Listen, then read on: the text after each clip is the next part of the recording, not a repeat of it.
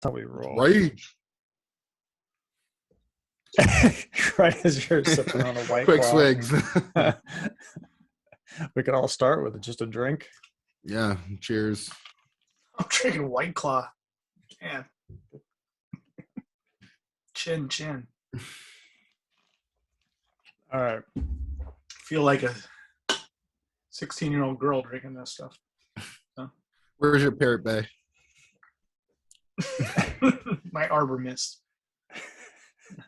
All right. Wait, did we start? And we're rolling this live. Hey everyone, welcome to another episode of Video Game Collectors Podcast. I'm Matt Rose. With me as always is Josh Byerly. He's over there. And today we have Video Game Collecting Podcast, Dan Allegra. Hey guys. Welcome again. Welcome back. Glad to be back. It's been a while. Hey Dan. And I think we're going to weasel some cool stuff out of him today. I think so. Mm-hmm. I look forward to it. So how you guys been? Haven't talked to you guys in a few minutes. Great.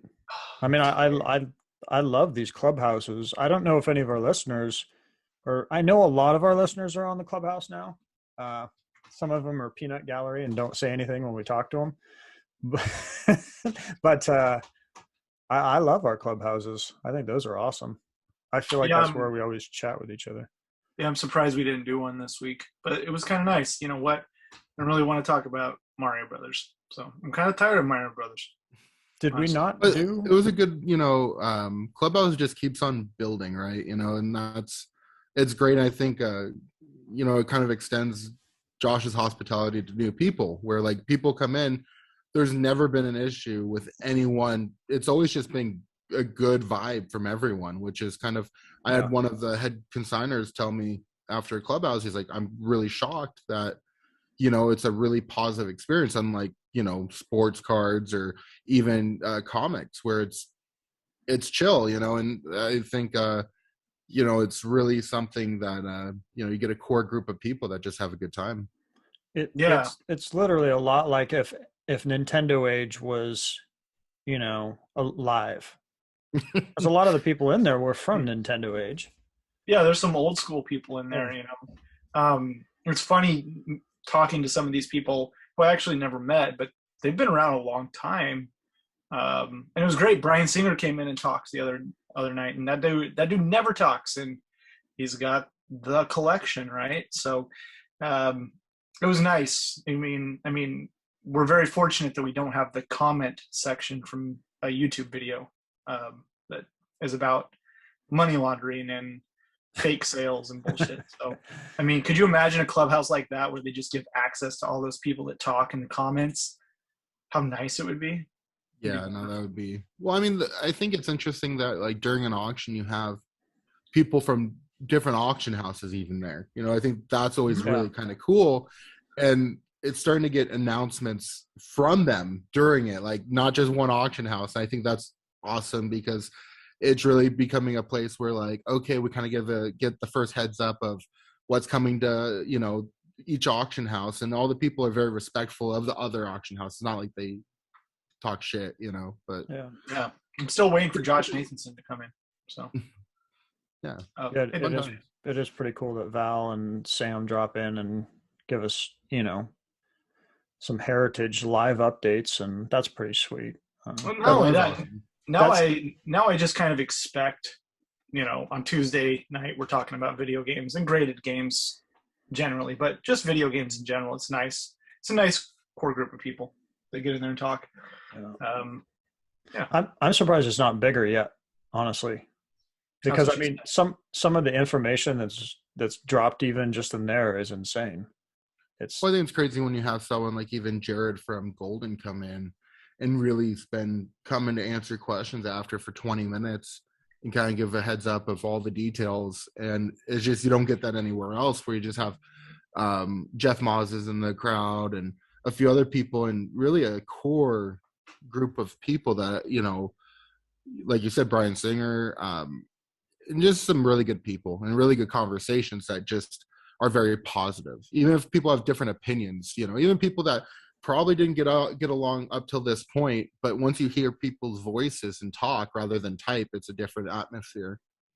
If we're typing it, everyone fucking hate each other. Sorry for my language. It's okay. I talk to people and I hate people, so it's fine. No, I don't hate people. I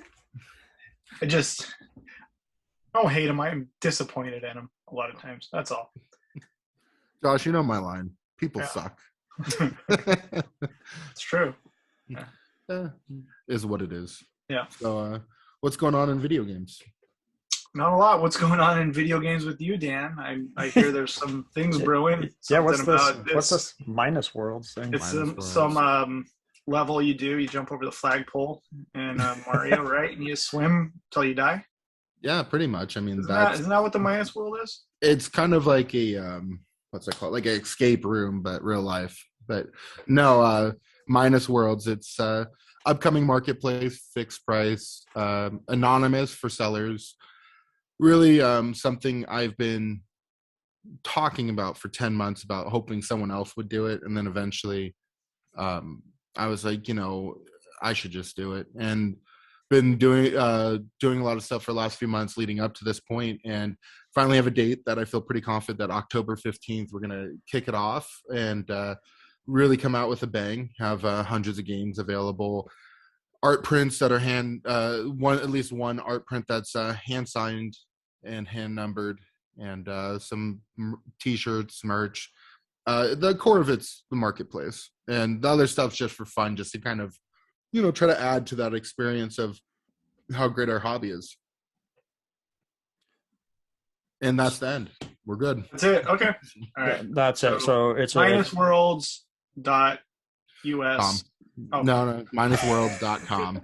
And no, I was very lucky that that website, that domains are so hard to get a good domain when you're trying to figure out a company name and everything else. And Tom Curtin, good friend, I always loved the name he had, and I asked him at one point, because I was like, man, that name would just be so perfect for a website like this. And long story short, yeah, I just stole it. Just said, Tom, fuck you. No, but Tom was really great. He's like, he's definitely cool with me using it, and he's been he's just been a great help. I mean, even the last year, and it's really amazing to and getting like insight from a bunch of the community of how what they think of it, because I did call around to people that I haven't even met before, but just pillars of the community, and explain out of respect what's coming, what my plan is for that, and hopefully we go into that a bit tonight. And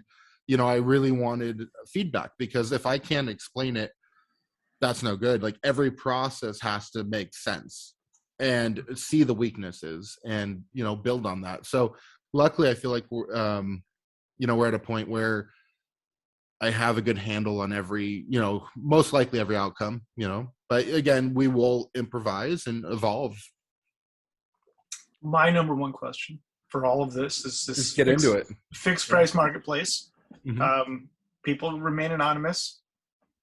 Somebody comes in there, they sell their, I don't know, bubble bobble, sealed bubble bobble, 10 grand. They list it. Game Boy or NES?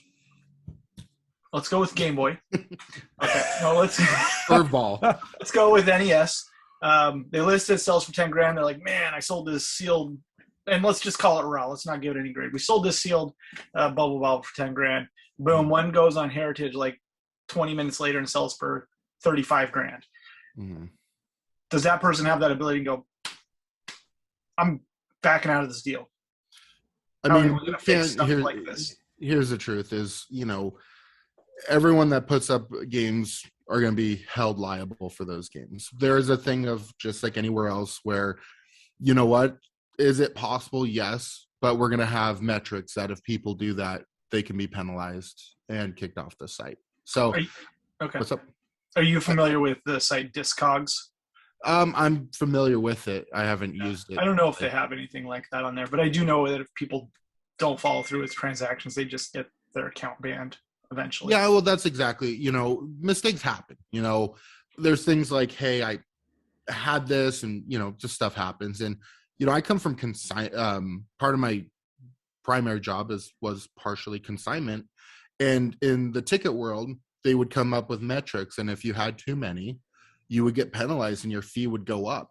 So it kind of makes it so you're incentivized to not do that. You would literally cost yourself thousands and thousands of dollars. And there's going to be programs like that with us where there's a rebate program, and we're still working out the kinks. So I haven't, I don't want to say exact percentages, but say if you do good throughout the quarter, at the end of the quarter, you get a percentage back. So, you don't want to drop an order because it might cost you thousands of dollars of sales. So, we have these large, I don't want to say large seller because that's what StubHub used for these kind of programs, but we have these large quantity sellers that we hope to, really work with to make it a place that really is best for them. That's the whole core for the sellers. Like, we really want it to be, how did we sell games before this? We love Heritage and they do a great job. And I try to look at this as a bridge between the auctions. I still think there's games, I'm going to suggest sending them to Heritage and be like, yeah, you have a matte, you have a matte sticker sealed game. You should see it get bid out, but in between auctions, Dan Gomez tonight, was mentioned eBay, and I was just like, that's the experience, negative experience. And Dan's a great guy, and those are experiences that why this site's coming, because there's just not a fixed place. There's not a place you can look for games and comfortably buy and sell, I feel.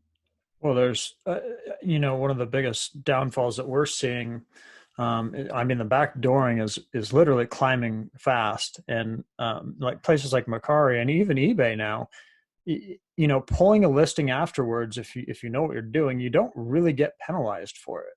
And that's why people do it. That's why people have no problems doing it, especially Mercari, because what's going to happen to you? Nothing. And that's why they do it. And so nothing happens unless you do it to me. Mm-hmm. Then you get your order canceled and you don't get the item. No, there was a Halo 1 this week that happened to me. And I get it. Like, at this point, it's expected. I think we've all gotten to that point. Like, it's just expected if you get a good deal. Dude, I know. I bought a Mario Land 2 weeks ago, and came up, and it was just buy it now. I hit it, $2,500. It was a deal, and I remember that. And I'm like, I'm gonna get screwed on this. I'm done. And I messaged the guy. I'm like, you have any more games? And he's like, I got all these loose cartridges and just a pile of, it was good games, but nothing to write home about. I'm like, I'll buy them all. What's your price? And he's like, how about $1,000? I bought them all because I felt like if I'm locking this guy in a little more, I'm going to get my game that I got for a deal. And he ended up shipping everything. Nice guy. I don't know if people saw it. That was a curveball. Like, I was expecting you to get backdoor. What the hell? I got it in. There's a happy ever-ending storyline here. That was the fastest turn that I got a game in the mail. That same day, it showed up at like noon. That same day, I submitted an order at WADA, and I sent it off Warp Zone. And it was the quickest I've ever turned a game to WADA. Wow. So, great. There's still times it works out, and there's still going to be times where people should buy on eBay. I'm not trying to say this is the only option. I just want this to be somewhere where you could feel safe to buy or sell. The process. And I want when an email comes in for a sale for someone, they're really excited. They're not thinking of any of the possibilities. It's just, hey, you got that order and that it's coming in. You ship it out, you get paid. Pretty simple. That's really, there's a lot of back end work that we've done that the buyer, my goal is the buyer doesn't have to worry about anything. If there's a problem, 99% of the time, they're never going to hear about it, because if they did right, they shouldn't have to hear about it. And that's our job. That's our job as a marketplace, is to handle those problems and really not have to talk to the seller unless it's, really that 1 in 1,000 or whatever, event. But if something happens with the buyer, we're taking care of it. We're not even if there's a problem, we're just not talking to the seller, because if they did nothing wrong, there's no reason to. They should just be focused on focus on acquiring more games and selling more games. And that's where that convenience is what, is huge. And I dealt with it in my primary job of, live tickets and sports. And I was resistant to it to start. I remember when StubHub came to came into town kind of thing back in, oh man, this 12, 13 years ago or 14, I don't remember. And it was hesitant to sell off of eBay, like not sell on eBay back then. And over time, you know, you almost get forced to sell on the other site that's just more efficient. And then at one point you're like, how did we deal with all the customers and deal with those headaches? Because now we don't have to. And my goal is to keep those fees low enough where you're just getting the plus side of it. It's not like you're paying for that kind of convenience. It's just another option. Awesome. Yeah. And so that's good. We need options. We always need options. I'm always looking for other places to buy video games.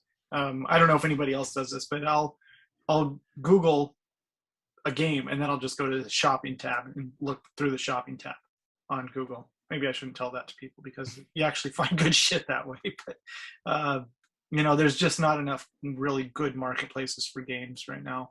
I don't feel like they're outside the auction houses. Is there one? I mean, that's what I'll ask is there a good marketplace? I mean, there's comic book places and stuff that do fix price a little bit. Yeah, it's more Reese's Comics has games, but they're far and few between. I mean, they're comic places. Comic Connect. There's a few places that do some. And Reese's is straight up a fixed place, and they do great, and they're good people, and they have great items on their site. Yeah. Sometimes, what I've seen mostly is very fairly priced. So, no, they have a good site and they have a thing and they have good inventory for their thing, but it's their inventory, and that's where we want to bring. We've talked to some of the places. I don't want to name anyone, but we've talked to some of these places and said, hey, they're more than happy to. We're trying to make it easy for people to list their inventory over with us. So. That if it sells on one place, it gets taken down on the other, and it makes sense for them to. My big thing in this whole community is really not looking at it as everyone is competition, but really working in sync. It's like working. That's why I talk about the auction houses. I really do believe they are better places to sell sometimes, and I do think we all can do well together. And that's where I have good relationships with Jeff, Val, Jared. They're all good people, and luckily, we're still at a point in this community where I do feel the people that are steering the ship are doing it in a positive way. Yeah, I agree.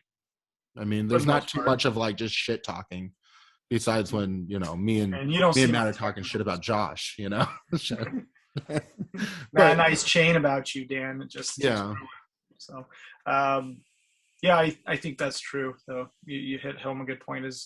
It's competition is not a bad thing, especially when it's not necessarily the same type of competition. So it's you're offering a solution for people that might not want to wait 45 days after an item to get paid for a Super Mario 3 and 968 plus. The other thing to think about, which is honestly, I know this is going to be one of the main points of actually why I made it, is if you're a new buyer coming in this market, what do you do? You probably heard about these, you know what, that sounds kind of cool, I want to look it up, and you probably go to eBay, and eBay's I still use eBay. I've used eBay for 25 whatever years. It's a horrible experience for a new buyer because you don't know what you're looking at. There's no knowledge, and you don't know if it's sealed. I mean, you're kind of a hard time, and sometimes it says brand new, it's not brand new. You get most things in reused Amazon boxes with tissues and whatever else. When going through the processes of creating MinusWorlds, it really was looking at both sides of I've been on both sides. So I try to look at both sides as a buyer coming into this. How do we make the best experience that they have a positive experience? Because that's the only way people are going to hang out in this hobby, is if they enjoy it. I mean, this is where they're spending their extra time. So I imagine, they go on the site, they see games at a fixed price.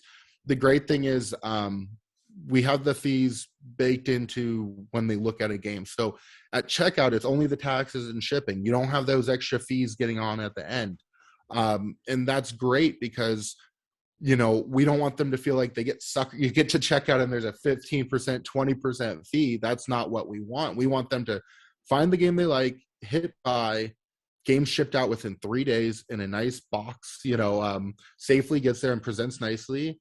And they open it up. And like I've said before, it's like a gift on Christmas. You they're excited. I know I'm excited when I get a game in or anything like that. So I want people to have that same experience of like, you're excited, you get what you ordered, and you're looking forward to your next purchase. And that's it, you know? And I mean, really every part of this process, I really have dug into, and I'm still digging into every day just to try to make sure that that experience is there.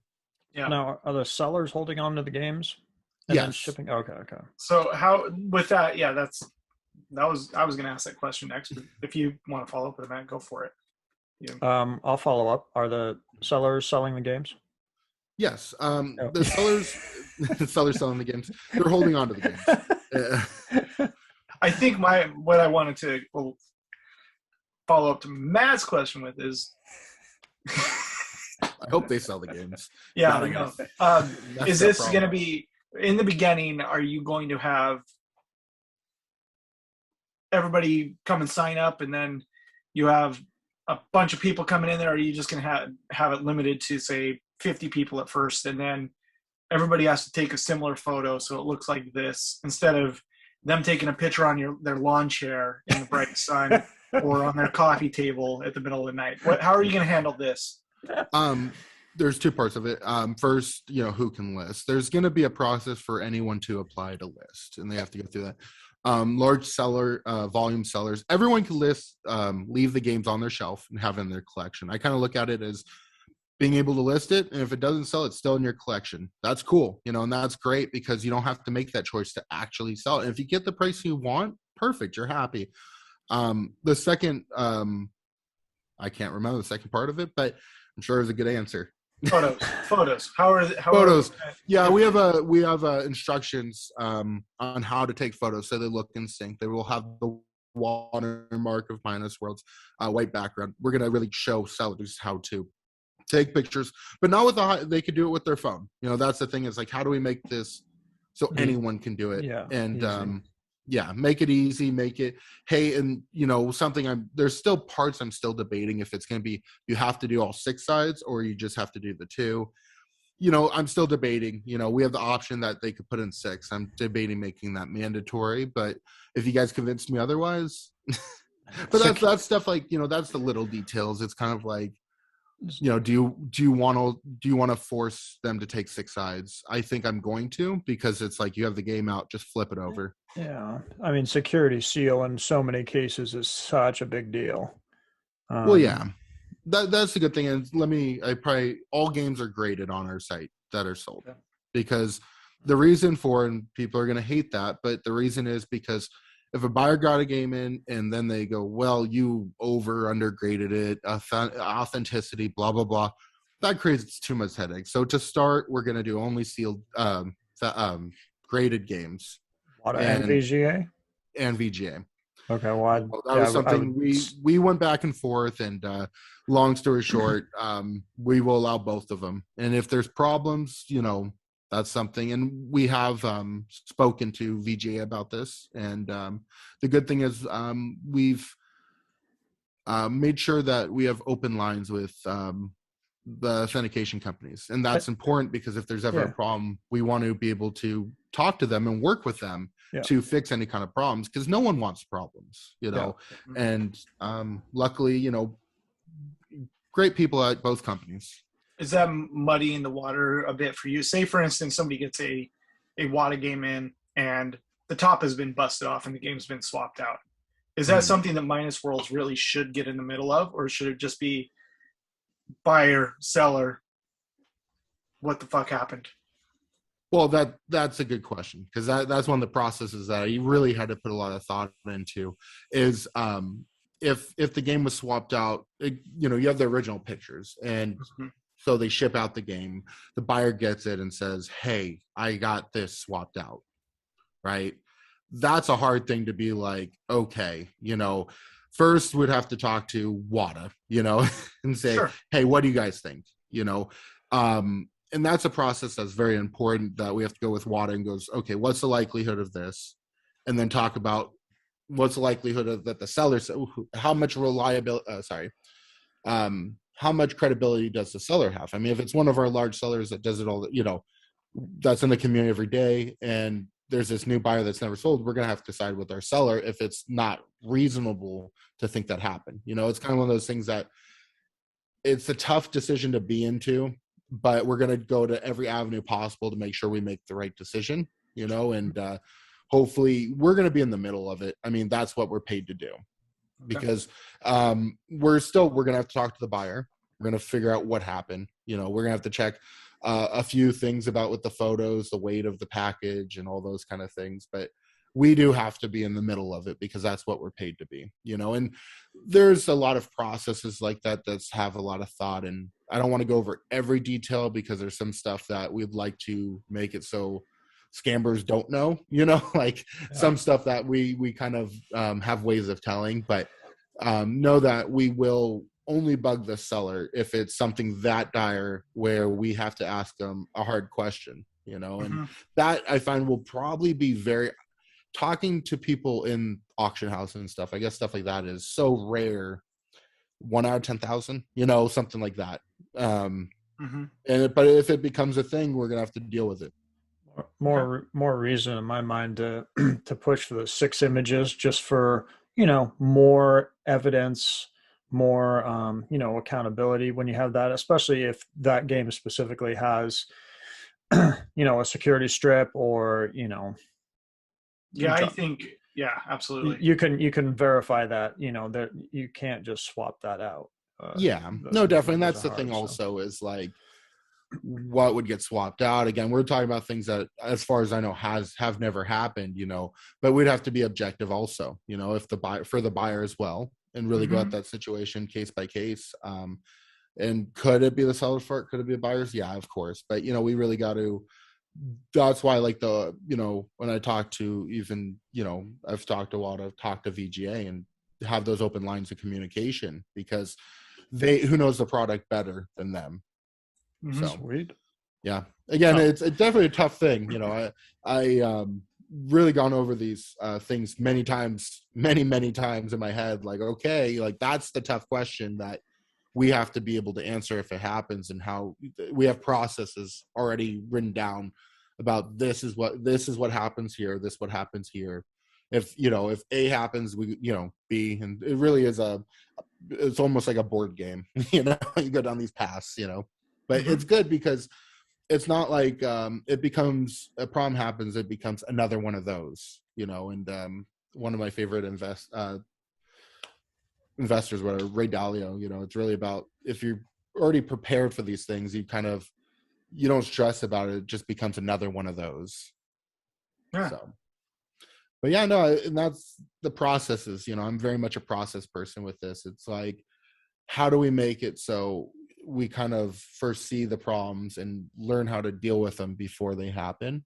And sometimes that won't be possible, but I like to think that 99.9% we're really, if a game gets damaged, we have different processes, and we work with attorneys to spell this out in our terms and conditions so we can be fair and do the right thing, and that's not always easy when you have problems that could happen, that are unforeseeable. It'll be nice. Oh, sorry. No, you go. I was just going to say, it'll be nice to have, because like you said, we lean on, websites like eBay, Mercari, wherever you go. There's no real, even Heritage. I mean, they do stuff outside of, they aren't known for video games now that they do them though, but this will be specifically video games, very laser focused. So that's great. Because that's what I like to say. It's the first anonymous fixed price marketplace for video games. And I think it's, I said it 10 months ago. I'm sure I've mentioned it too many times to Josh. I'm like, someone has to do this. Someone has to do this. And I was saying, please, someone else do it. So at one point I did realize that I probably have the best experience leading up to it to do this, and that's something I'm not someone that's, overly like just talk, boast myself up. But luckily I come from eBay for 30 years or whatever it's been, being on both sides of that, and also consignment and that business for 10 to 15 years, and really seen a lot of it. Like, we used to have to worry what happens if someone says they didn't get tickets in their envelope, and really how do you, if someone says they couldn't get in a venue, what do you do then? And we have all these processes to, and, you know, out of tens of thousands of, through 10, 15 years, there might have been less than a handful, less than 5 times ever that it got to a point. I mean, there's just always a way you kind of figure it out. And it's crazy enough, but we all worry about that 1 out of 1,000 event. And then, you know, usually it's not as bad as it seems. And usually you can figure it out. Yeah. But yeah, no, tell us about these shipping boxes. How are people, what's going on here when somebody gets a NES or Game Boy? Jen. We're talking about the Natsumi version of Bubble Bobble. Yeah. So we had these custom boxes made, and you know, I dealt with the shipping manufacturer to ask them. You know, we went through and we had a few options, and we did go with we had another option that we were about to do. I did not like that it had one area that it could something go wrong. So we end up going with having each size for each size game. And so WADA, we have 3 of the 4 done. Carts we just haven't done yet because it's just so big. And we went with end caps. And the reason being is the game, you know, hovers in the middle. So pretty well secure. Sorry. And then these stick out, these edges right here. Oh. Now this makes it so if the box gets hit on the side, these are absorbing the brunt force of it. And that way, you know, one of the worries was if the game gets hit right here, well, it's actually, there's a box, you know, the box right there, but this is taking the hit. And I actually, you know, I'm sure you guys saw the video that I did with the Game Boy. I threw that thing 4 or 5 times and I was scared every time, but you know what? It didn't cry. I mean, I threw it, you know, I wasn't messing. I actually, when I met up with the guys that did the design, I was in a parking lot. I just throw it. I'm like, well, we got to test it. You know, he's like, but, you know, really that's, it's really simple and these will come flat. And this is another part to answer a previous question is our top end sellers, we're going to allow them to ship directly to the buyers. And the only way I was going to allow that to happen was if the buyers would have the same experience, if it was from us or one of our top sellers. And the only way we can do that is give them supplies that they can store very easily. And that's why we didn't go with foam. Foam is really good product, but foam takes up a lot more space. These will actually unfold. These actually come unfolded. And that's why we went everything cardboard. And that way, you know, you can be shipped 40 or 50 of these and just, you know, tuck it behind, you know, next to the wall, you know? So I always like trying to think that, you know, how do we get something to ship really easily for sellers? And that's so important because, you know, what have I preached? Convenience. You know, what's the worst thing is when you have to go package a game. Sometimes it takes days just because you don't want to deal with it. I know, at least me, you know, you're like, okay, I mean, you have bubble wrap and stuff like that. And then I've been there where I get done and I'm like, no, I'm going to redo this. You know, I'm sure we all have. So, you know, that's where I came down with this process of 2 end caps in a product box. And, you know, it's done. And this will be double boxed just to be, this I was told was going to be safe by itself, you know, but to start, I want to double box everything just to, you know, give that extra security. I like thinking of those processes like, okay, not what can go wrong. Let's make it so nothing can go wrong. You know, that's the goal, you know, and that's when we deal with stuff like this, that's, you know, really what we're trying to do is make the process that we're not worrying. You guys aren't worrying. No one's worrying about the package getting there safely. Another part of that is insurance. Is we have an insurance policy that insures everything in and out of our office for $250,000, and we could up it for individual items.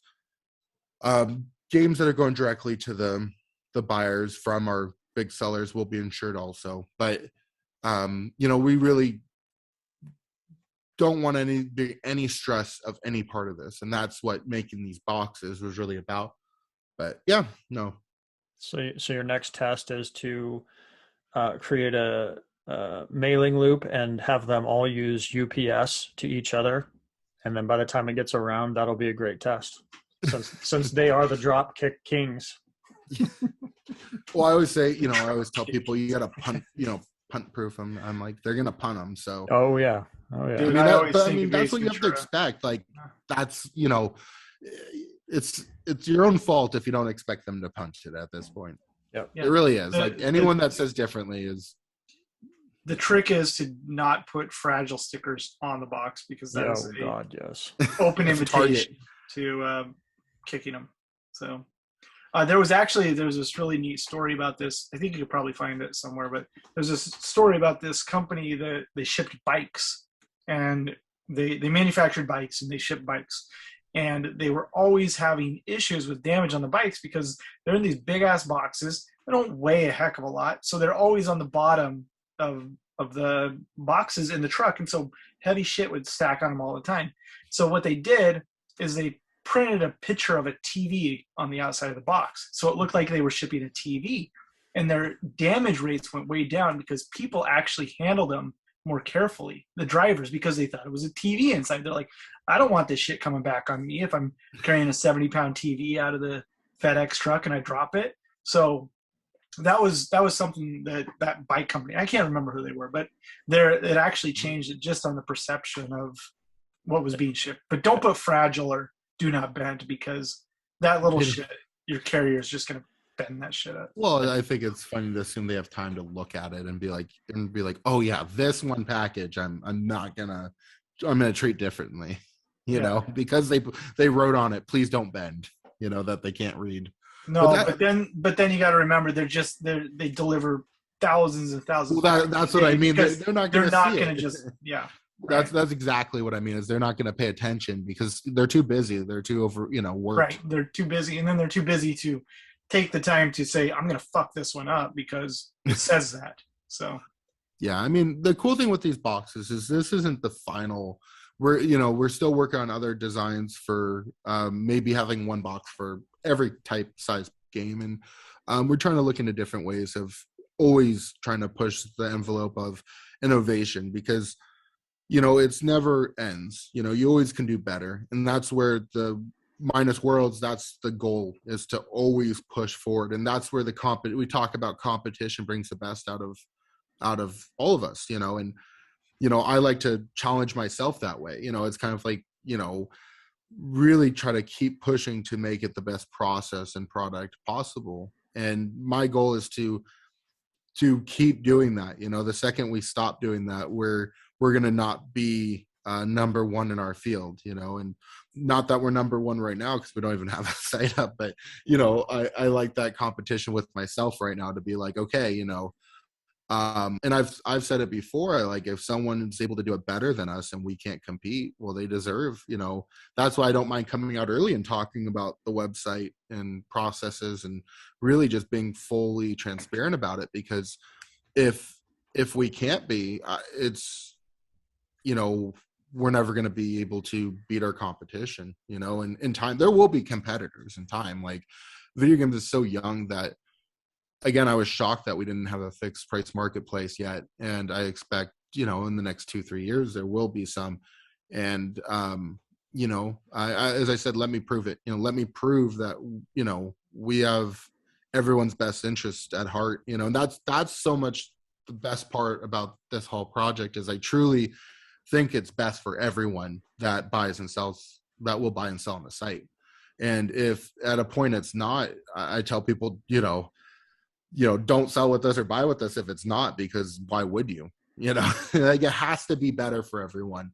And luckily I could say it with a straight face that I really do think it's going to be, people are going to look back in a year and be like, how did we buy and sell video games, outside the auctions? I mean, auction houses do a great job. Like, Heritage does an amazing job of, you place an order, you get your game. I have to give them credit, and we want that same kind of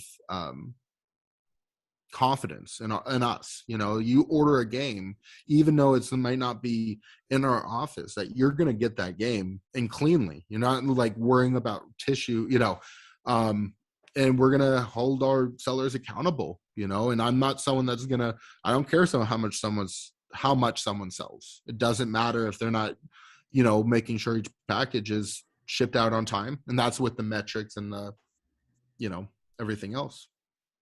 So I'm guessing since you'll be doing VGA and WADA, that like for that box, to make that box fit a VGA, you'll have to just like have like some kind of cardboard insert sleeve or something that would fit a VGA case. We were going to. That's what was recommended to us, but we're going to go back and create customs for their size games. I mean, at first they were kind of told to just put some cushioning around the ends and it would fit fine. But I want it to be that that it's easy to use and it's the most secure, that it can't be. It has to be stupid proof. Let's just be honest. Like you can't leave it so people have to like figure out stuff. You know, it's not stupid proof. It's just. I know you're going to create those custom cases for the custom boxes for VGA stuff, but are you going to limit your the people's ability to sell certain VGA games? Because right now there's a trillion different sizes for VGA cases. So with WADA, you get the 3, but there's going to be a bunch. So creating a different custom size, honestly, you could take the one that you have right now, and you could put scores in it so it could score over and fold in to make it smaller. So you get like almost a variable depth like they make for LPs, but for the tray itself on the top. And there might be ways to do that. So you can score it so it fits a thinner, tighter, or bigger holder at the top. My concern is you just get, you start getting PC games, or you get the special edition one, and then people are like, fuck. Yeah, and we're gonna sell PC games, so that's gonna be fun. Like not even that, but you're gonna get some VGA cases are just different sizes. Yeah, completely different sizes. So, no, and what we're doing with very oddly sized stuff, we're gonna have it shipped over to us, and we're gonna hand package those to do the right thing. And I'd like to say we have every shipping thing pre-thing, but with how many different sizes VGA does, it's just simply not possible. Right. So we're going to hand wrap those ourselves here, and really we're going to learn. We're going to learn as okay. Well, maybe we could adjust this. I wish I had the sample here, but we actually have we have a certain size that we're trying to do that could fit almost everything, and it's what's it like the egg. I forgot the name of the pulp type packaging where it's 2 sides that come together like an egg carton, and it could fit a bunch of different sizes. Sure. And we're trying to, that's not done yet. And I mentioned it way too early, but that's just another example of like how we're trying to keep pushing that to. Yeah. So that is, that's pulp, right? So they use it for wine shippers and shipping beer and stuff. So you can make those molds. It's an expensive process, but you can make those molds to fit various things. And they're essentially trays. Like if you want to ship a magnum size bottle or up in wine, you have all these different sizes and they fit in one. So exactly. And that's, it has all the different cuts, you have to get it custom. And it's one of those things we're still working with our manufacturer to, really get that, squared away, because, it's not a cheap process. And if we do it, we want to make sure it's done right. And that's the thing is like, again, I had a different box, to start that we went through, and I think I showed you, Josh, with the core view, but we're gonna have to, again, it was gonna be twice as expensive, and we didn't want to pass that expense on to core view's expensive shit. But it's great stuff. It would present greatly, but also this I was willing to pay the cost, but there was one vulnerability to the box design I did not like, and that's why I passed on it. I was this close to going with it, and I realized I think I'd have to add an insert to make it safe on the top. Yeah. And at that point, exactly. And that at that point, we're starting to go down a rabbit hole for solutions. And again, we might use something like that down the road, but for now, we figured. I'm really glad with how this turned out. I'm really excited because this makes it just really. I'm really confident in like shipping games in these, which I'm not someone that's ever confident. You should see in my double boxing to WADA. I mean. It's pretty bad. Josh, I mean, it's just a big old box for one game. Josh, did you send her a magnum size? I know I'm a few minutes late on that one, but you were just trying to slip it in, right? So, that's what she said.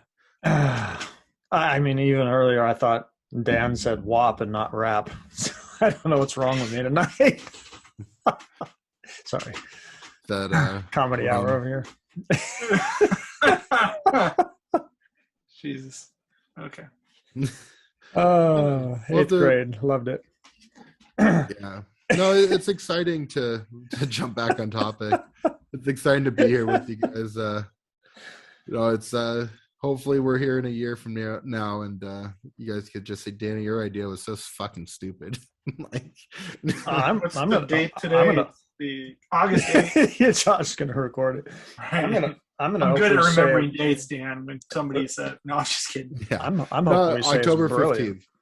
That's we with our development with the website, we passed a certain benchmark where I felt comfortable to put the announcement out there. And the reason I put the announcement out there was because I wanted to do some educational videos leading up, because that's part of the site that we're doing that I haven't mentioned elsewhere till now. Special moment is we're doing a lot of educational stuff, and a lot of stuff for scenes and new buyers of we have 30-second videos of how to see an H scene, how to see an overlap scene, and it's very easy for any one of us here to know that. But if you're new to the hobby, where do you find that? And that it's so simple. It's we made guides in the past, and we'll have that kind of stuff on here. We're going to make new guides. And no, I think that's good. I mean, you talked earlier about how it's hard for sellers, or buyers to feel comfortable buying stuff, but it's equally as hard for sellers to get on and try to list something they have no idea about, but they might have an inclination that there is some sort of value here. So there's no resource out there for those people, and you're going to be taking away opportunity for me to buy stuff cheap, Dan. So honestly, I mean, the thing that's good though, it's going to bring a lot of people. It builds that confidence under them, and the line that I kept on popping in my head the last few weeks, that knowledge is the foundation of collecting. No one's going to put money into something they just don't know what it is. Like, okay, I'm not confident in like what this is. Why? Speak for yourself, Dan. I buy shit all the time that I don't know what it is, and but you're junky. I mean, no, but I mean, this is my favorite thing in my collection right here. What is that? It's a pirated Famiclone. It's a Famiclone from somewhere in Central America. If I come visit you, can we open it and play? Yeah. Deal. We can. But no, I just feel like, hats off to the guys at WADA who really started the knowledge with the definitive black guide. We all know that was a catalyst to, I feel like, where we're at today. And they've been slammed so busy that they haven't been able to work on some of that. And I don't feel like it's their responsibility to do everything. And that's where it comes down to the rest of us to step up. Why is there not more information out there? Well, I'm going to try to make it a platform so that knowledge can be shared. It's not going to be like anyone could just put it up. Obviously it has to be peer reviewed, but we're going to make it so people can put articles out, and stuff, and give them a safe, a good way to get some of the variants out and stuff like that. And there's other parts of this knowledge thing that's down the road, but in the beginning, there will be articles and videos. And we already done a handful of videos. I'll be showing some of them over the next few weeks. And another part, we might do, it's kind of difficult when we're selling two things, but we were going to do grade our games, show people why something's an 8.0, show them in likelihood what costs the game a grade, or a seal grade. And I find it important that people understand what they're buying, and I'm hoping to work with some of the companies to make sure they're okay with some of that. But, it's only to really explain their grades, really. There's no reason why people don't understand what a 9.4 is, or 9.8. It's hard when it gets 9.6, 9.8. Don't get me wrong, but any one of us here probably could spot out an 8 to 8.5. I mean, but someone new, how do you tell them that? You're like, well, it's pretty good. it's a pretty good grade, but has a few dents, or we kind of want to show them why we understand it, why something gets a B plus, why something gets an A plus. It'd be nice for a lot of these. Sometimes I'll be scrolling through some of the Facebook posts and some of our groups or other groups that we're in, and they're just like, why did I get this? And I'm looking at the pictures, and they're crappy pictures for one. They like give you one front picture, and I'm like, oh, well, clearly it's, the pictures. Or they leave one picture out completely. So. Yeah, and but then That's never happened. I've looked closer at some of the pictures, and I just started circling areas on the pictures, and I'm like thinking about sending them back and saying, well, it's this, this, and this. But in my mind, I'm like, they just want to bitch. I don't. Why are you wasting your time? Why am I wasting my I time? realize that. I can see it though. Yeah. Probably half the people that join the Facebook group, they just come in there and they start bitching about shit. So I just started kicking people out of the Facebook. I'm not kidding. I kicked like 4 people out. I went in there and I just Josh's bitching, and I was like, I'm kicking this person out. I'm like, don't send me a message either. Fuck you. This is my island. It's not my island. Just shut the fuck up.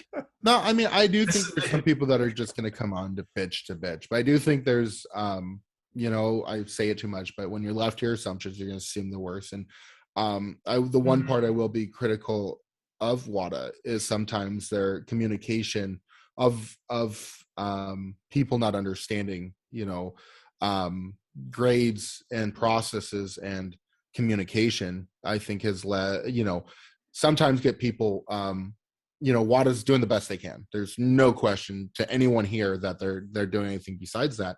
But the communication sometimes, I think, leads people to assume stupid shit. Yeah. That's enough to assume stupid ass shit. I think painting a picture of the Illuminati just bought this game for $1.5 million. What does the next 7 days look like at WADA's shipping department?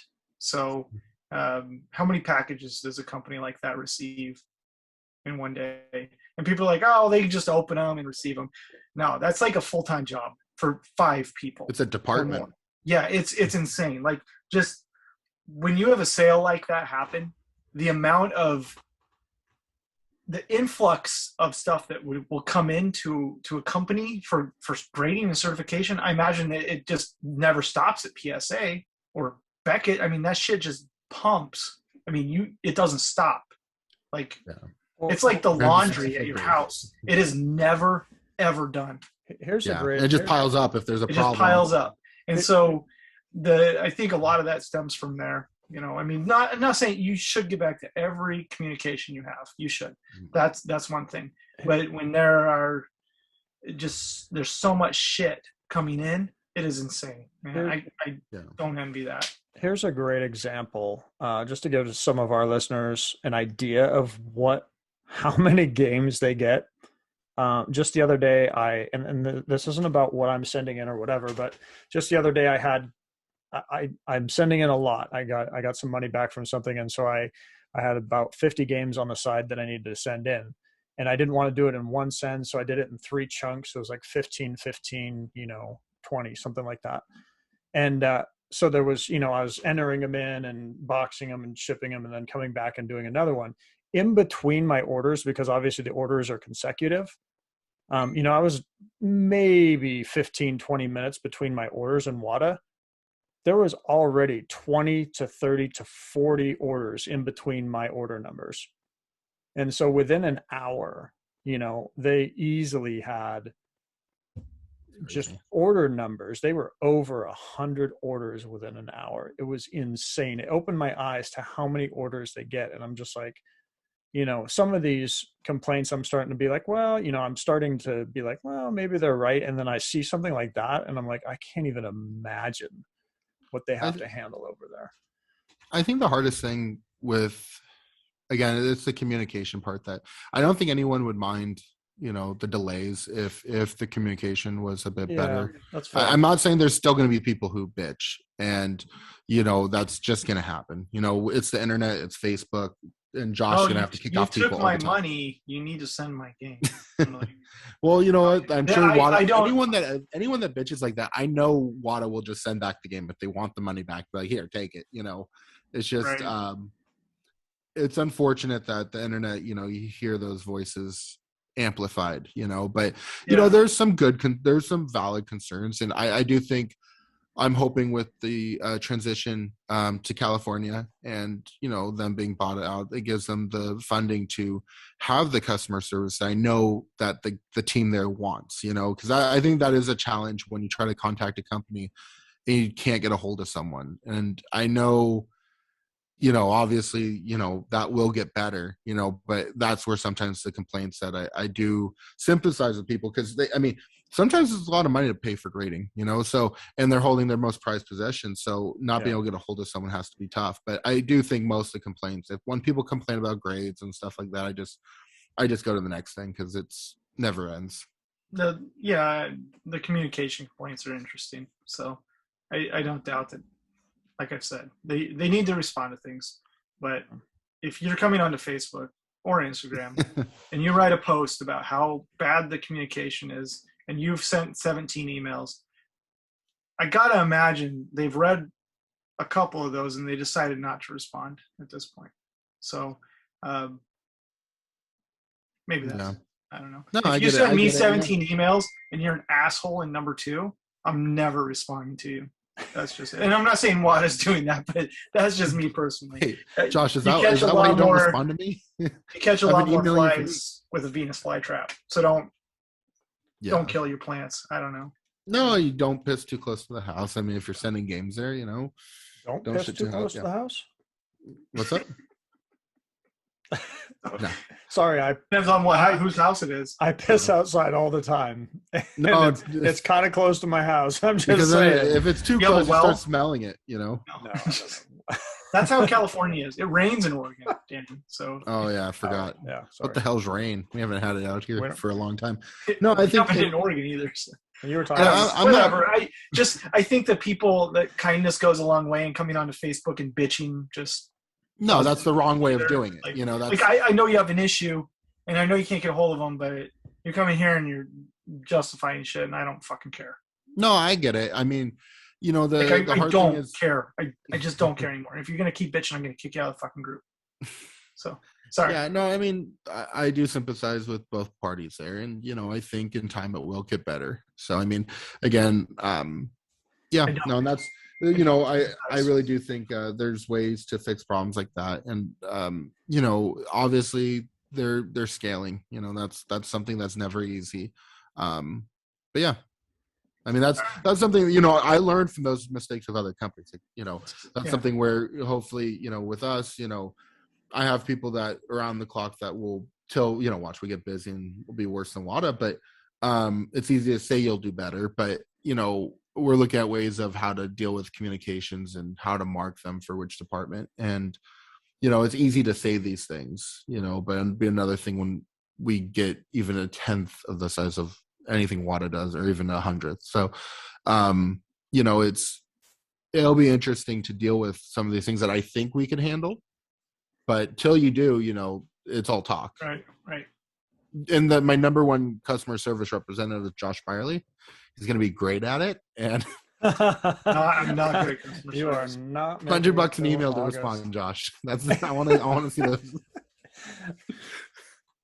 You just got to forward the hate mails to Josh. That's the trick. Yeah. Well, it's you know how I deal with those, Matt? No, because I've never hate mailed you. I don't deal with them. I hate mail Josh. I might delete them. How does it work out? I make up fake accounts to email Josh through the, through this. I take podcast. your email and then I send it to the dark web. Nice. Ooh, I always forget about the dark web. Silk Road. That's still a thing? No. I have no idea. Yeah. But Alta Vista. I don't have Bitcoin to spend on there, so. But yeah. Sorry, we kind of went on a tangent there. Back to MinusWorld. Yeah, that's launching October 15th. You're gonna get it out there, and you're gonna take some names. No, hopefully people realize that you can buy video games differently.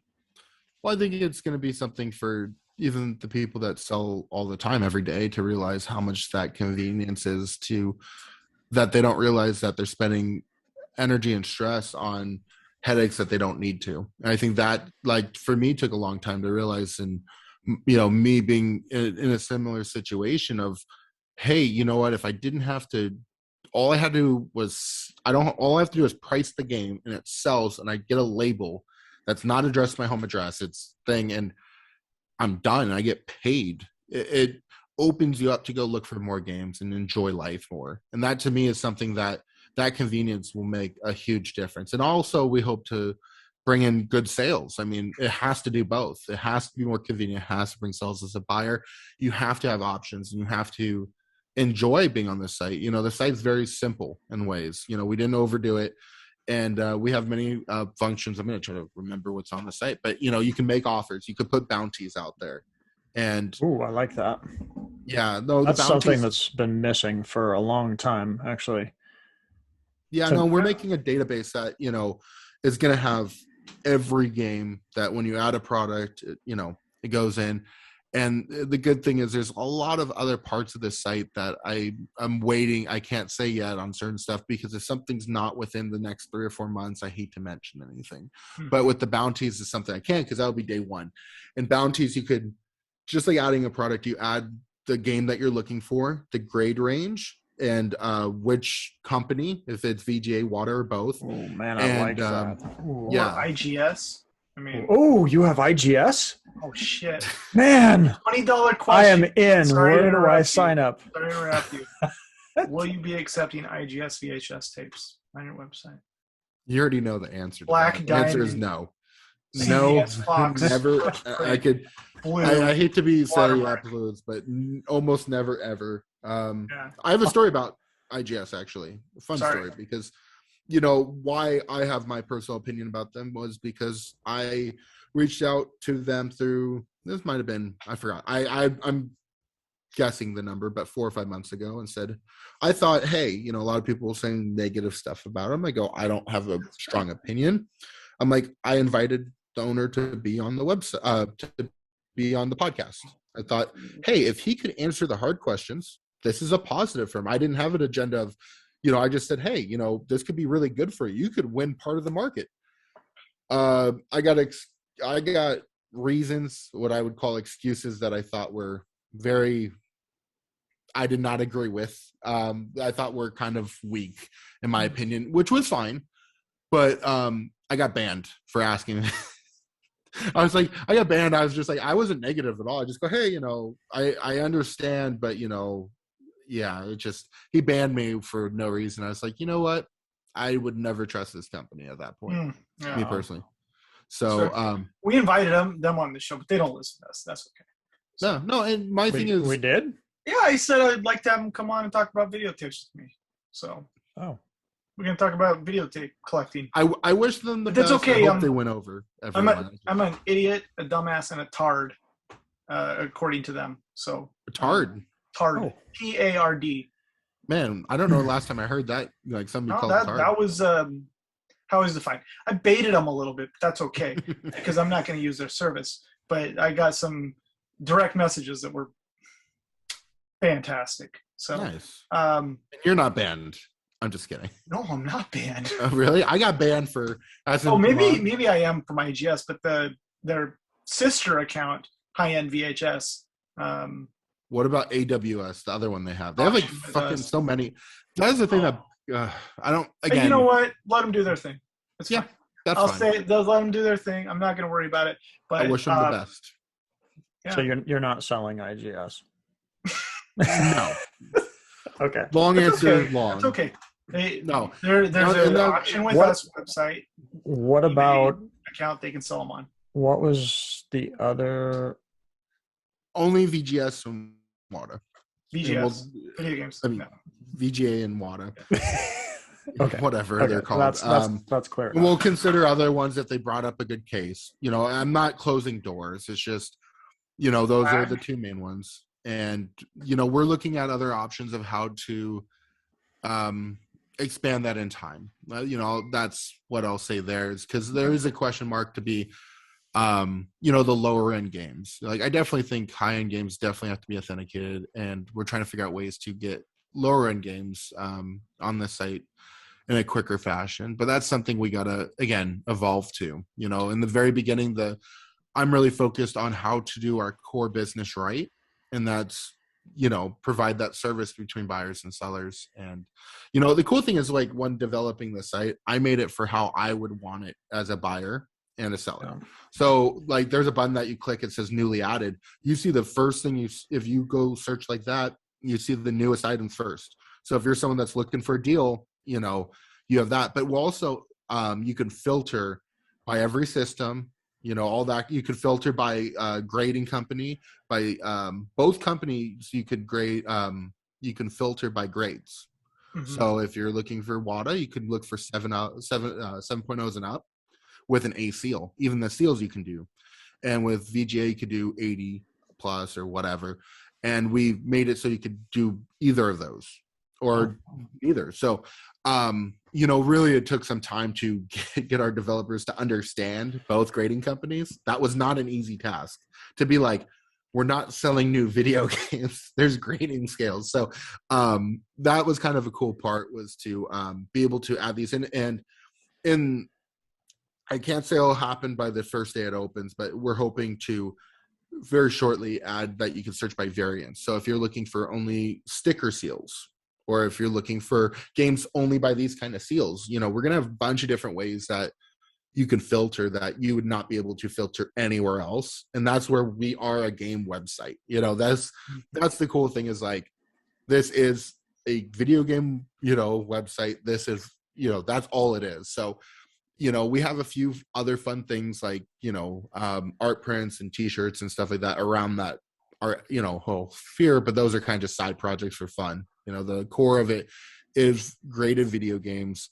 I'm looking at the site as we talk. You know, it's getting there, but, you know, we're October 15th. You know, that's when we get to really show you guys what's happening. Sweet. Awesome. Yeah. We've talked about an hour about it. I'm excited. Yeah, no. What I think that's awesome. Still going. What? I'm like, feel like an old man. Feel like going to bed. Well, we could you, Dan. So good. Dan, do you have any wins this week? I mean, obviously this is a huge win for you, but I mean, video game wise. I'm sorry to cut it short, guys. But it's all good. Yeah. Video game wise, I do have some 3DO games coming in tomorrow, which will be a lot of fun. Sealed collection of 3DOs, so that'll be a lot of fun. You know where they need to come. So I'm IGS. Yes, because IGS is where they're going. No, yeah, no, that was my fun win, and you know, I've never really gone into 3DO a whole lot, but it's definitely a cool system, and was cool collection to pick up, and has some really cool titles. I think Street Fighter art on that is just amazing. Yeah, there's a lot of good art. The boxes are big, good art, good games. It's like PS1 long boxes almost. I mean, they're that cool, and yeah, they display really well. They are also typically just beat the shit. I told Kenneth, I'm like, hey, when can you grade these? He's like, we don't have 7 molds to grade 3DOs. Yeah. I was like, come on, man. No excuses. No, but, just forget about them for a while. Man up. No, that was a great win. I'm sure there's a few. Oh, I got a really nice copy of World Cup Game Boy. It's really nice when you get like a really minty copy of a game. You're just like, this is perfect, you know, and that was one of those types, and really happy to get that in. I always love a really good Game Boy game, you know, just something where if you get one in that 9.6, 9.8, A++ kind of style, it just, you're like, this is awesome. You know, it doesn't matter what title almost. Yeah. Game Boy just looks so freaking good in WADA case. Well, you know why, right? No. If you cut out all the bullshit of the art around it, you just get straight the image right in your face. That's fair. You know, right, it's something where if you look even like, it's not all spread out. It's just condensed right in your face. You know, so good. I agree. Yeah, man, Josh, we gotta get you some sleep, man. I know, man. Josh, what kind of wins you got there, buddy? Fuck. Nothing? Really? Yeah, I've been buying so much shit lately. Hold on, let me see what I got out here. I can pitch some stuff while we. I gotta give a shout out to. Have you bought any of BCA BS acrylics cases, Dan? No, I haven't. They're pretty. I mean, Sean was so nice. He sent me a bunch of them. They're the ones that do the tamper stickers. Is that? Yeah. So he did the tamper stickers, and I didn't understand them at first, but then it made sense that, if anybody ever pulled them off so that they didn't have the sticker on there, you knew it was tampered with. But, Makes sense. Yeah, no, I'm glad that, and that's part of the ecosystem that I love seeing grow. People create stuff in the video game sphere. I mean, that's pretty sick. Yeah, so I just flung the bottom off somewhere. Josh, what the fuck? And you got a couple wins there, buddy? I got some stuff. Looked like you went on a fucking shopping spree. Yeah, I did. It was sold some shit, so I bought some shit. It was just so nice with BS acrylics, though, just because, I mean, I used to occasionally order acrylic cases from VGA because they were the few that offered them, and it would take 3-4 weeks, and it cost me $35 plus shipping, and it's like $20 with shipping from Sean, and it's basically the same thing, and it's like a week instead of 3 or 4. So anyway, nice. I was really stoked. So it is awesome for people that just want some options for some quick protection for their games. If you're not shipping them in right away to WADA or something, man, I don't know how you beat that price. That's just me. You want to go through this file? Yes, I actually do. Yeah. Avatar, the game for 360, comes with this exclusive eye tags, Intel. When's the second one come out? 2029. I don't know. No, I saw an ad for it recently. But oh, really? Oh. It's special packaging on a 360 game. It's softbox. Pretty uncommon. A softbox? Softbox. Yeah, see how big that sucker is? Wow. Look at that guy. It's a box, man.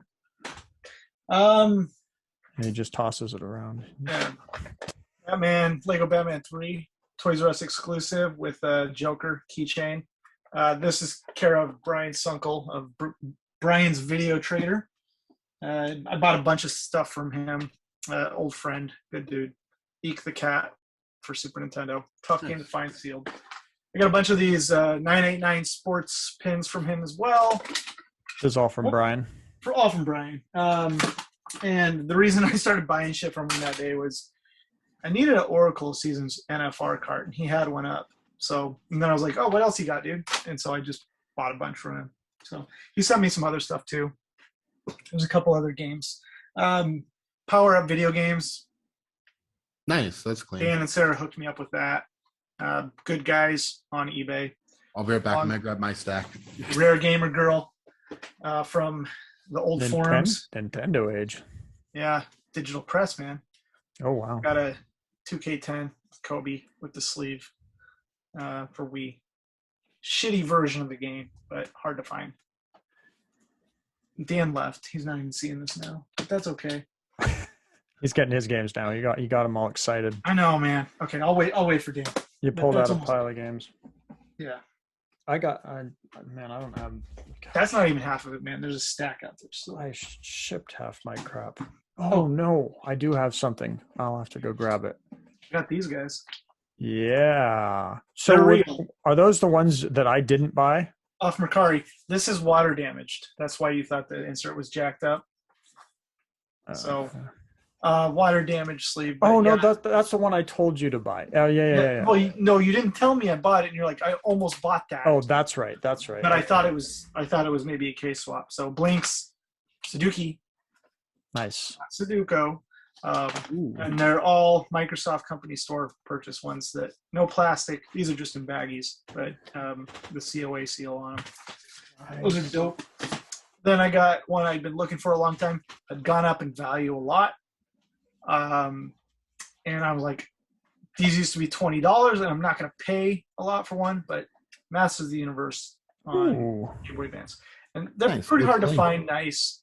This one's good. I paid $80 for it, but they've been going for like $400 or $500. So that's a win. Yeah, that was a good one. And then I got more shit out there, but let's see what you got, Dan. So I got a few games in that I've never owned. One, Gears of War. Ooh. Let's see what else we got here. Skyrim. Nice. Better with Connect. Yeah, that was kind of cool. This is a game I played a long time ago, Warcraft 2. Nice. That cover is always thing. This is one I just love because it's so freaking clean. Is Legends of the Diamond. So Legends of the Misspelling, man. You know the end label on it is spelled DAIMOND on the cartridge. makes sense. Yeah. But it's funny because this is at least a 9.4. I just love having an NES game come in and you're just like, Yeah, hell yeah, you know, and especially a title like this that that's an oddball one for sure. But definitely hard to find. Little Mermaid. Man, people like that. Ooh. That game sucks shit. It's tough to get though. I was gonna open it and play it, asshole. Yo, you should, man. That is probably one of the worst Capcom games they made. I wasn't sure, honestly. I paid $6.50 for it. That was a good deal. But here's the thing: is like that's one of those titles that sometimes I felt like goes low. I didn't know if it ended up being in a really good condition, but Yeah, if I'm get Little Mermaid and Strider in the same room, Strider's selling for nothing and Little Mermaid's popping off all the time. Strider's a much better game in my opinion, but you always see the old Striders. I don't know. I just love Capcom. So like, Yeah. I have a Gold Medal Challenge. I bet that's your favorite. I don't own that, which I gotta find a copy still. No, nobody wants Gold Medal Challenge or What's the other one? What's the other one? Not Strider. What's Code Name Viper? Yeah, I got one. Those are. I feel like the forgotten Capcom stuff is still pretty cheap. Yeah, I love just getting a Capcom, and it's always something that Codename and Strider seem to undersell all the time, and then Street Fighter 2010 used to, but it's selling for more now. Yeah, you don't see that game sucks too. That game's not good. Yeah, actually, the last few months I've been able to pick up some of my Capcom titles because I got Codename Viper, came back in 9.6. That was nice. I have Mega Man 2 and 3 I got in, and a Dream Master. Dream Master, dang. Yeah, that's a fun game. I like that one. I love Capcom. Like Capcom games are like sometimes, not always, but I do try to keep those raw just because I love a good raw NES game. Yeah. But yeah, no, it's those are some of the wins. I did pick up some other sports titles and stuff, but didn't want to bore the audience. What are you talking about? Bore the audience. I'm talking when I said the audience. Yeah, you missed it. Oh, nice. Kobe. Nobody cares, right? Like, well, it's funny because that doesn't even look like Kobe every time I see that cover.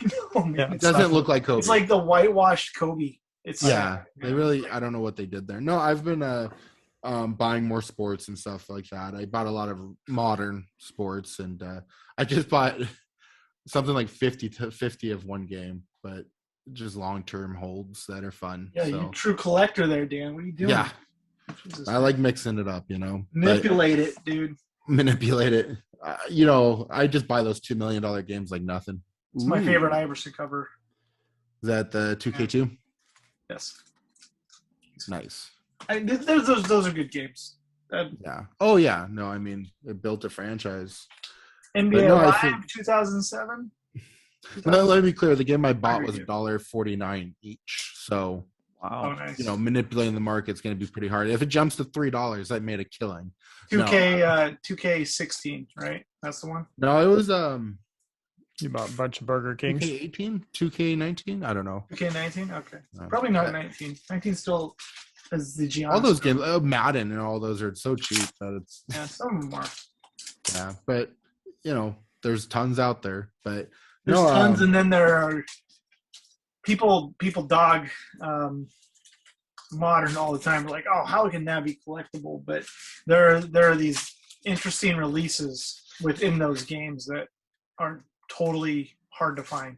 So, well, at one point, modern becomes not modern, and times pass. So it's that's a good point. I was thinking about it today. The modern stuff that we think of as modern, because we were collectors maybe when the systems were coming out, like PS2 and Xbox. When we see those games, we're like, man, not collectible, right? But when you're sitting here with a collector mind and you're like looking at condition, when you're out at a sale and you find an Xbox game that looks like it's never been played, it is amazing how hard that is to find in comparison one that just is stickered up with EB game stickers and looks like shit, and they're in the wrong cases. Like nice condition modern games is hard to find. They really are. Buying a bunch of them recently, I've definitely noticed, like, you just see, plastic missing on corners and stuff. But beat the shit, man. But no, it is important that, modern becomes not modern, and maybe the new stuff becomes collectible. That's something that, I used to think Wii was shitty. I mean, Wii was this thing that when I went to swap meet, you saw the white cases, you just kept, I mean, I'm not saying you kept walking, but if it didn't have a Mario game in there, you pretty much just kept going. So, right, man. Yeah, I mean, it takes a while to get past that. Now Wii's a popular thing to collect. I mean, the Pokey whatever goes for $20,000, and it's cool. Well, it's the generational thing, man. Like every kid played the system, whatever system it was they played growing up, and they have those memories. So when they go through high school and then go off to college and they're playing their new system, they're like, man, I want to go play some Smash Brawl. So they want to get a Wii, and that it just extrapolates through the world. Well, that's something. Right?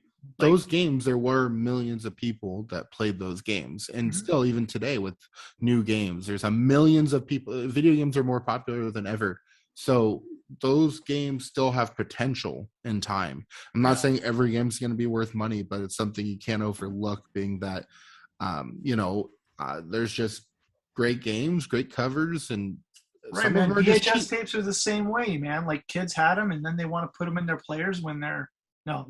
They're nothing like the same. So I was like, "Where's Josh going with this?" No, I'm not. I think I love VHS tape collecting, but it's not video games. So.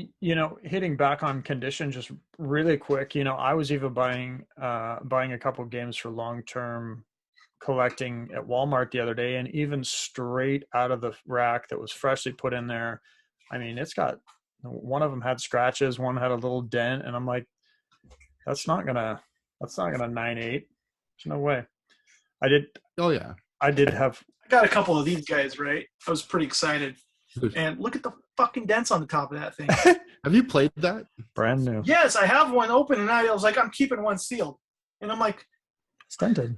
I did not enjoy. You know what? I throw it away. I used it once or twice. Like, God damn it! Throw it away.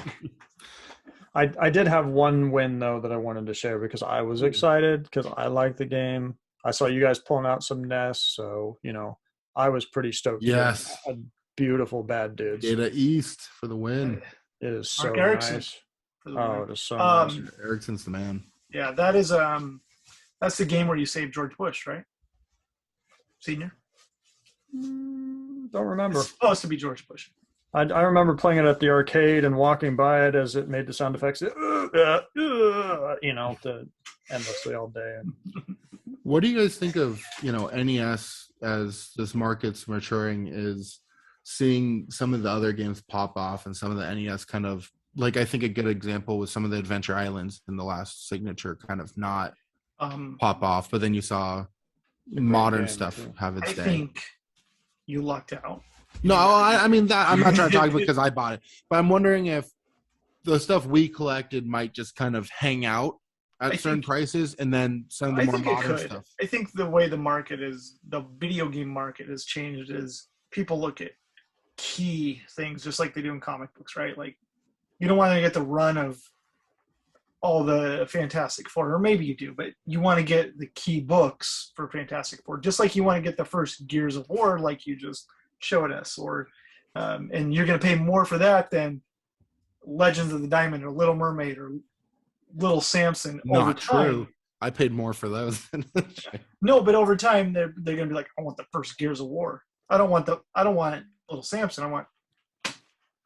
Yeah, no, it becomes that people want the first of. They want the start of a series, and that's what's most important to most people. So they pay more for it. And I think we always talk about this thing about education and how there needs to be more education. There needs to be more education.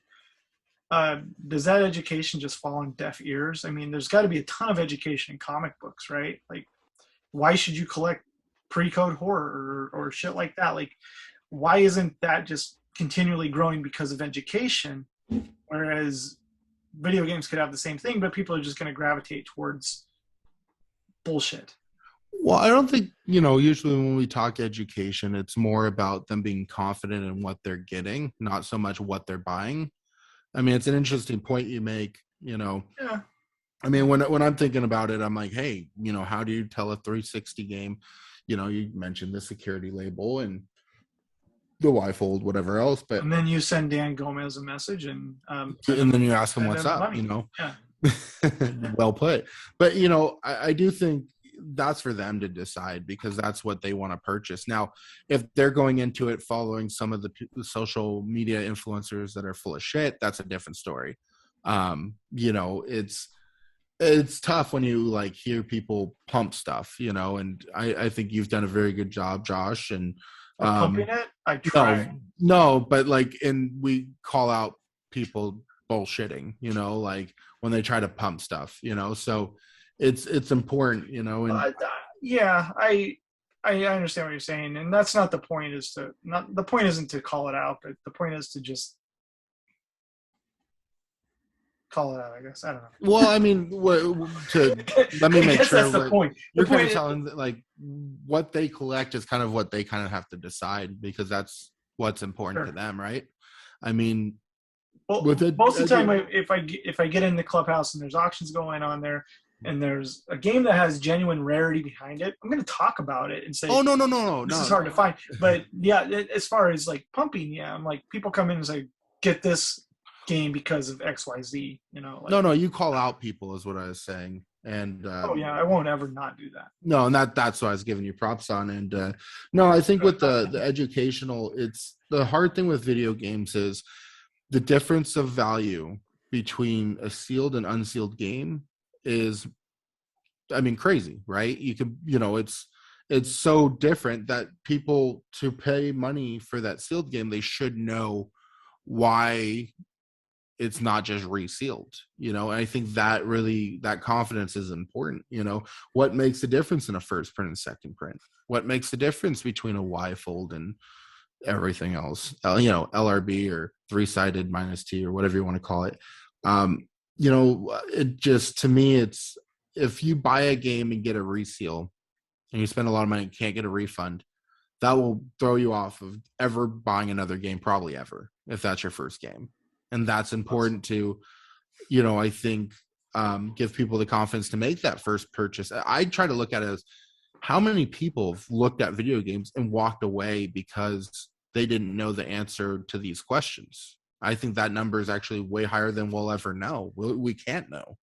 And I think having that knowledge there, and even if it's just 1 out of 10, if that's someone that stays in the hobby, that's a lot of numbers there of people coming in and staying in the hobby, which I find important. More people in the hobby is more people researching knowledge, everything else. So, well, there's dudes like John that come in Clubhouse, and he's about the only person, him and Jeff Words, that want to actually talk about Atari, because Matt doesn't pipe up ever, unfortunately. But like those are people that I love, like coming in there, and everybody's sitting there waiting for Nintendo to start, and those two guys want to ask questions about Atari, and Brandon does too. But like, there needs to be more to that. Like, Atari is cool as shit, and from just a collector standpoint, forget gameplay on everything. If you're collecting shit, you're collecting shit. You're not going to sit down and play fucking Solaris on Atari. You're just not. So I'm playing Legends of.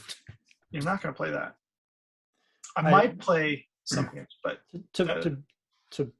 to back myself up, I guess I don't talk about Atari specifically in there, just because I don't feel I have the level of knowledge to really speak highly of it. You don't have to have the knowledge, though. You just have to have the love for it. Oh, well, I have boxes of sealed Atari. Yeah, I love them.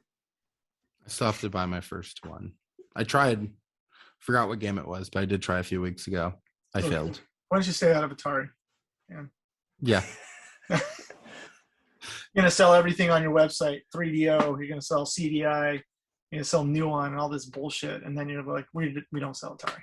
So Hey, if someone wants to sell it, they're more than welcome. Hey, Channel I F. told you I respect Atari.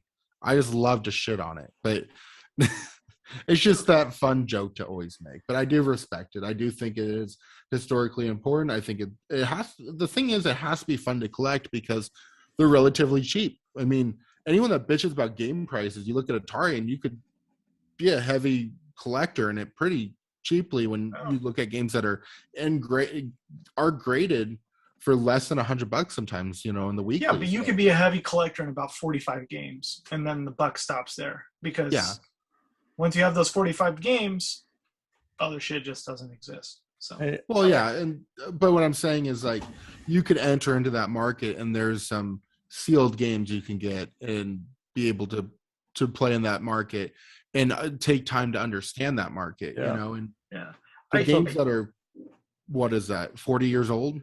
That's pretty awesome. I do admire that like people can buy sealed Atari games. Yeah. I'm glad they're there. It's the perfect gateway drug, Not only that, but I think that people fail to see when they see a game that is 5.0 in NS, they're like, that's garbage. And it goes for like $60. I'm like, no, you probably missed out on a game where there's 4 graded or 4 known sealed ever. And you just didn't buy it because of the grade.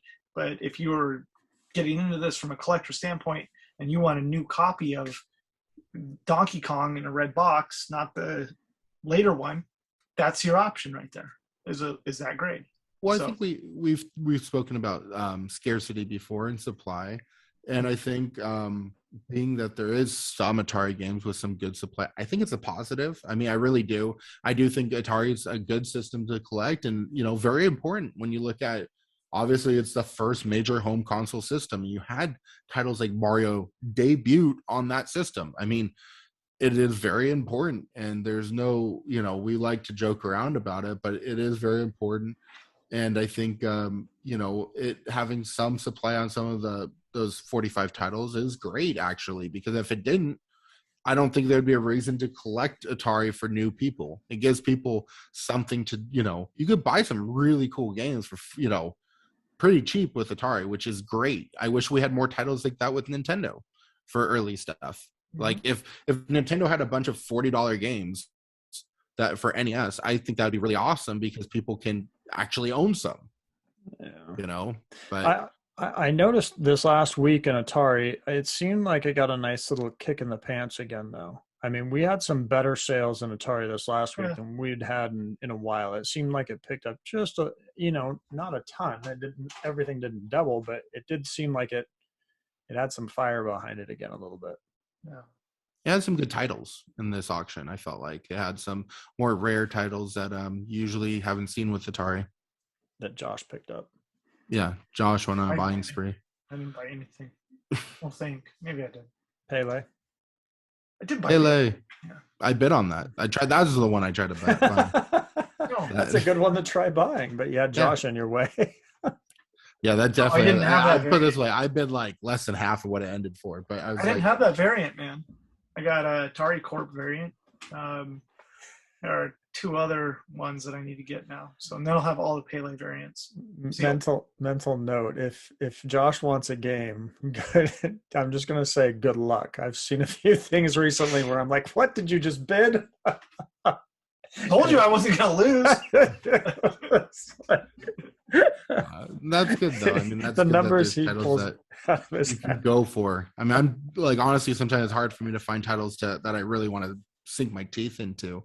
Yeah. It's fun to be in an auction like that to be like, I'm gonna win this, and it's not actually. It sucks shit being in those auctions in those situations because you're like, I've committed, and I should be committed because I'm willing to put this dollar amount on something. Yeah, it's all fun. I don't know. I have a good time. I sell stuff high. I buy stuff high, and I'm having a good time doing it. So that's important. And well, it's fun. And I should be doing all of my buying high, but I'm not. So why should you do all your buying high? I'm just high. I'm weed. Like, are you high as? Never mind. Okay. Well, like I did want to. I should be high while I buy stuff. Dan. Yeah, high. We, this week, obviously we appreciate Oh, no. Dan coming on, but we were hoping to get Dan Kaplan this week, Yeah, but that's Well, okay. isn't he? But- He's on wait right now, isn't he? unfortunately, Dan was busy Just didn't let him in taking. the room. He was busy taking speech classes from Corky from Life Goes On this week. So, Oh, ooh. I thought he's in the waiting room. Why don't you just allow him to come in? you gonna put that out there? Yeah, so he couldn't make it. Oh, I think he's trying to get in right now. That's not him. right there. No, that's not him. Our Canadian good neighbor above. Canadian, our northern friend. So, we And wish then you the best. physically Dan. above. Mhm. And that's it. Good. He's a good guy. He's fun. Like, Well, with the week ahead, is there anything happening in video games? We have the weekly and Clubhouse, and I think Golden's auction starts within 2 weeks. I mean, better start get some promotion out there. they don't do that. What is the date? Does anybody know? I don't have the date. Jared said it. I don't remember it, but it's August. there's an August and a September part of that equation, but in somewhere between the two, it's like the second week of September when it ends. But I'm just looking forward to what they have coming to market. I know there's a Sonic 1, is my understanding. They have, then they have all the Nelson stuff. They have a Sonic 1. My understanding, yes. Ooh. 9.2 or 9.4, I can't remember. Yeah, PS3 Sonic 1. Yeah. Oh, I'm just kidding. No. But I mean, it'll be interesting. I just want to see how their format does for video games and see them have their first auction. The goods, like we say, competition's a good thing. So it'll be good to see what if they can make it stick. I think they're in it for the long haul. So it'll be good to see more people coming from, their ecosystem of, buyers to check out video games and see how that goes. I'm interested in the 30-minute, when you bid, it extends the auction for 30 minutes for that individual item, which is crazy. Yeah, I won't make it. Yeah, I mean, look at you right now, your hair just That's what they're doing in their auctions, is they're doing the 30-minute extension or 30-second extension. 30 minutes. 30 minutes? Yes. Oh, what? But it's good in a way because, like, say Comic Connect, they do 3 minutes. So at one point you lose track of everything and it just fucking goes crazy. I lose track of that, but that is a buyer's market for sure. 30 minutes. Golden, if they do 30 minutes and there's a couple people just bidding shit all night, I'll just go to bed and wake up and then bid in the morning. It'll be fine. Well, I wonder if that's a strategy for some people. Like, okay, if we get it to 10 o'clock, it's going to fucking, that's when people drop out. Man. Their auction tonight actually got pushed to tomorrow, I guess. They had some system problems for their card auction or whatever. How did they come up with 30 minutes? Oh, I think it's a positive. I mean, I think it's better 30 minutes than 3 minutes. I do like that better. I don't like 30 minutes, but it's better than. Why not 7.5 minutes? What about 7:37? 7.5 minute apps. I'm gonna go to bed. It's been a lot of fun. Oh, no, you got to sleep on camera. Me and Matt are just gonna talk. Well, for everybody who's watching, if you've watched this far, Josh is auctioning off that FIFA soccer weird. No, I'm not. That's my thing. favorite thing. I know. He said $2. Email him today.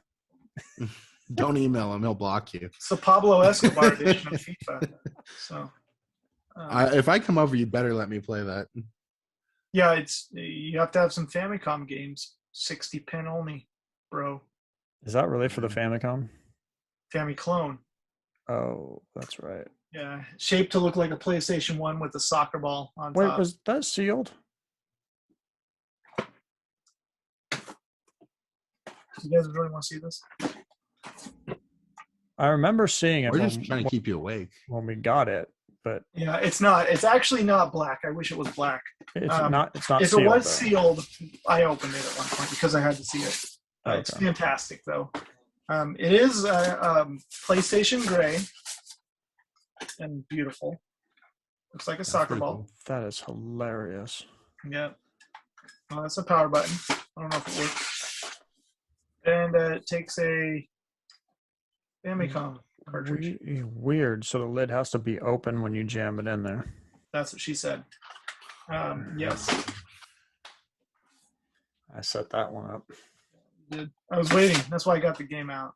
It's just like right when I do this, boom. Don't open it to jam it in. And the gun. Go down the street. So It's like a squirt gun. sorry. It's fantastic. I don't Wait, think do you squirt the gun in the? Never mind. I'm not even going there. No, it actually. He's setting you up again. Don't fall for that shit twice. It's a licensed FIFA product. Says right on the console. FIFA. Oh, Oh, that's cool. Yeah. It's wow. not really licensed. So they ripped off FIFA. I wouldn't fuck with FIFA. No, FIFA ripped off them. Okay. All right. It's been fun. Lovely evening, you guys. Dan Kaplan, I'm sorry you're not here. I miss you, my friend. Not that much. You got held up at customs. Okay. All right. Bye. Thank you, Dan, for coming on. We always appreciate it. We look forward to MinusWorlds. I do personally. Anybody who has thoughts, comments, leave them below. Hate mail to Josh, as usual. We appreciate you watching. Thank you. We'll see you again next time.